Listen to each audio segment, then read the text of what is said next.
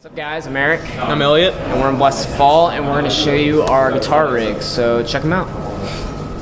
It's an EC1000T, so it got a thicker body to it. It's a gloss black, gold hardware, and I think a JB59 for the pickups. Okay. It's got the lock-in tuners that come with the LTDs, and it's great. It's got an ebony neck. We were such advocates, I was saying, for the Eclipse 2s, which are like the ESP versions, but this one's cool.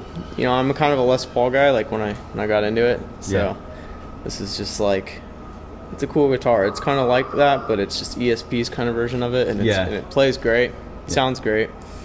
I've thought about putting some different things in it, but honestly, like I used to be like an EMG guy for ages. But then with this band, like there's songs that I found that's a bit harsh, and so we kind of like Eric was like he was all about Burstbuckers, I think is what they're called. Okay. And so he was all about that, and he was like, trust me, they're high output, they sound awesome, like they're cool. Once you put it in front of like saturation, I was like, all right, you know, I'll do it. And yeah, it's been cool, and ESP's cool to make sure to put the Duncans in and stuff. So I mean, I really, it's kind of one of those where I can make it sound, I feel like I make it sound pretty good when I EQ it and I run a frequency band. I'll just frequency scoop it on my EQ pedal and then and adjust accordingly on the head, and I'm like, I can make that sound great. So it's like, if it's not broken, I don't fix it kind of thing. You know? So I'm happy with it. So. Great. First thing we have in the chain is just a TU3 Boss tuner, pretty standard.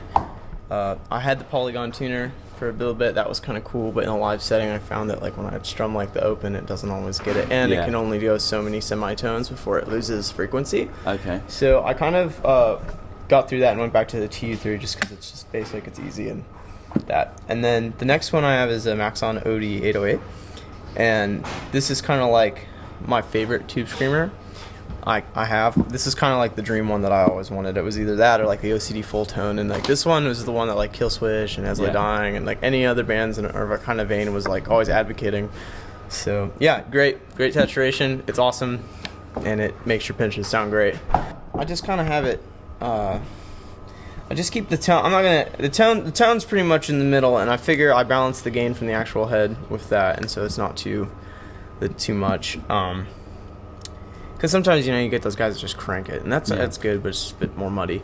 That's on all the time, or I run this. So for me right now, I always run on dirty channel, and then in the States, I also I'm gonna bring out a volume pedal, and that's kind of how I just kind of get a cheating, let them a little bit more dirty of a clean channel. And so I would have the Ernie Ball Junior volume pedal in here, but because we're overseas, I didn't bring it out.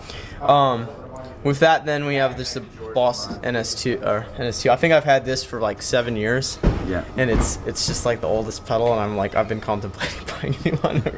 But that one's just pretty standard. I'll run that, and then the signal then goes back into the front of the head from there. Okay. So it starts off, I guess I should have said, I have an E3, or I'm sorry, I think it's a G3, whatever. It's the newest Sennheiser one, and that goes into that. So there's where your signal starts. Signal returns from the suppressor into the front of the head, and then starting then from the effects, from the send, I run the effects loop like everyone should.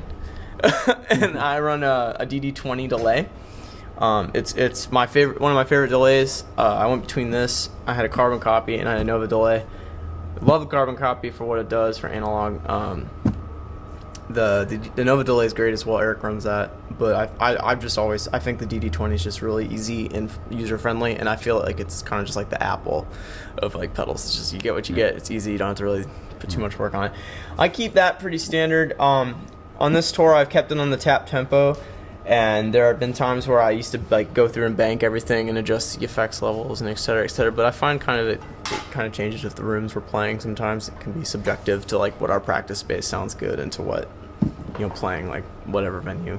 So that's pretty much that. Keep that on tap tempo. Then from that, what do you use that for? The ambient parts? Yeah. We have there'll be like leads and stuff. I'll put that in, or there's tons of stuff like in our new record. There's lots of like pretty swells and stuff that we do, and it's just lots of things for like just to kind of complement like some things that's just not so dry. So like even when we do like our older songs too, like I always like try to put it on, so like if I'm just running octaves and stuff, it's just got something to kind of not be so abrasive. That's another reason why we do like the passive pickups too, so it's just not as so that's kind of why I run that. And then the newest thing from that I'm running is a Cathedral.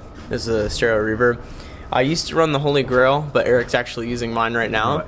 And he had this one originally, but they're a bit fragile, and it's electro-Harmonix, but they're great, and they sound good. And I actually talked to Lee from Bring Me is the one that sold me on it, and he was just like, he's like, this is a great one. We sat there talking about it because I was going to get, oh god, what is it, Space Echo? I don't know if it's full tone, but anyway, there's another one that I was contemplating getting, Time Factory and all these, but this is the one that I got into. So that's great pedal.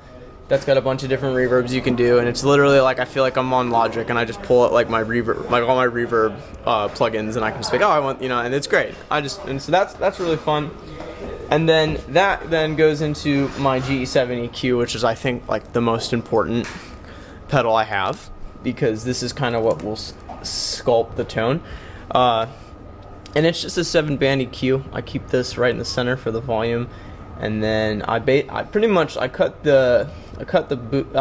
the bass a little bit, the lower tones, and around 400 I pull it out, and then I bring it up a little bit towards the mid, so it gets a little bit more of that high saturation for your guitar, and then I just run that then to the return of the amp. But that one's great because that was kind of like it can be like a volume booster if you want it. And I think like despite like whatever rig I ever play, I'll probably always try to run an EQ on it, and really you can just literally like put it on and just do a frequency span right through it, and you can hear like where the bad things are, and so you can just cut it out.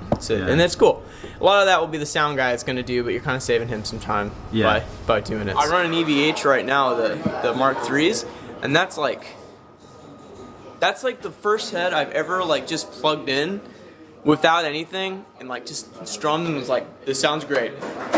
So happy. Couldn't be happy with it. And so normally we do that. Normally we run Mesa cabs. Over here right now we have the EVHs just because that's what we run. Yeah. They're great, but preferably I would like the Mesa 4x12, just like the Celestians.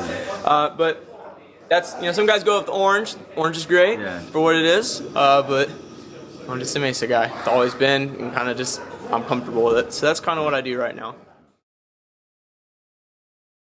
Love having the the ebony fretboards, and when I'm using the Duncans. I'm not really a big active guy, so it's kind of nice to have more of a humbucker feel. Yeah. And, they're really hot guitars. Very, very hot. But I love them. Make squeals really easy. And they play amazing. They're awesome.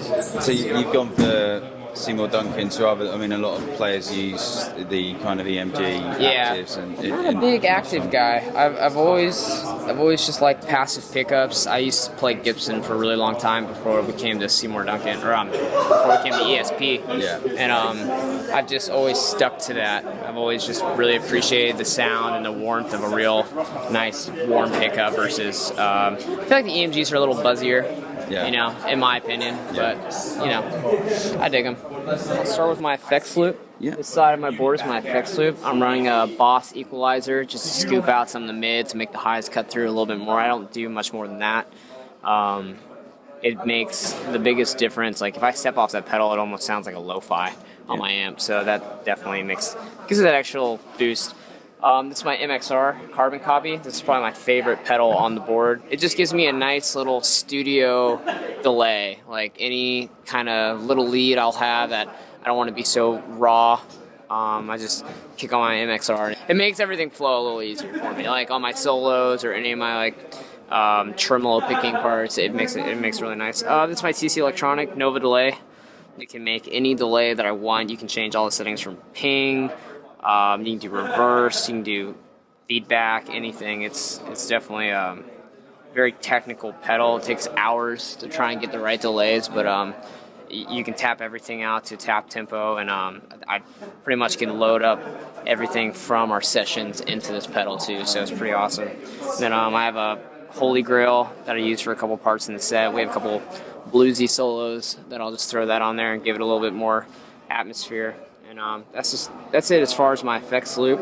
On this side, I'm running my normal standard T3 Boss tuner, using my Boss noise suppressor to get rid of the feedback. And this is a Mesa Boogie grinder, and that's my Tube Screamer right now. I don't have it on right now because The guitars I'm using, the pickups are really hot right now, so I actually don't really need that.